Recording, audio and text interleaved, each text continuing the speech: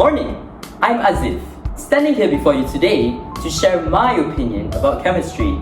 It's a branch of science where we learn about the almost endless variety of chemical compounds made from the elements in the periodic table, and the reactions that would occur as we mix certain chemical substances, such as an exothermic reaction. Got an idea of what I'm referring to? That's right. It's a subject that most science students despise, and they would rather burn all their textbooks until nothing but ashes remain.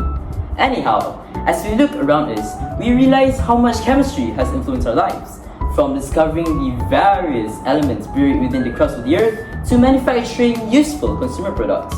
Because of chemistry, we're also able to comprehend how our bodies work, thus creating specific medicine required for our health.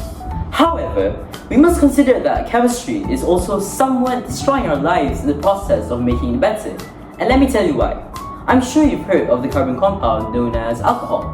Now, do we know how dangerous alcohol is, aside from being a factor in most domestic abuse cases? Sure, alcohol has benefited us in many ways, such as being used as disinfectant or solvent, but that's not the problem. The problem is that it's easily obtainable from a liquor store, and that's a huge issue because alcohol is highly flammable because of its low flash point. The definition of a flash point is the minimum temperature for a substance to combust into flames.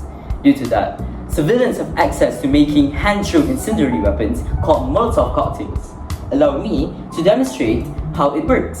The bottle will be filled with alcohol, and a rag will be inserted into the mouth of the bottle. Then, the rag will absorb the liquid and it will act as a type of fuse. The rag hits the lid up before it is thrown. As the bottle breaks, upon colliding with the hard surface, it will shatter and expose the alcohol to the burning cloth, therefore igniting the rest of the liquid and spreading the flames throughout the affected area.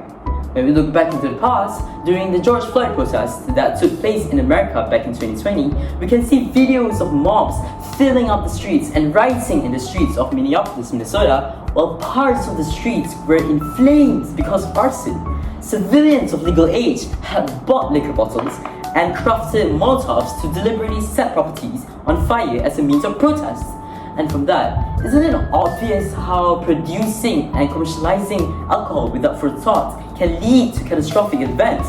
Life-threatening harm can be inflicted on people, and all it takes is a human being with no morals and an ill intention to wreak havoc. That's all from me.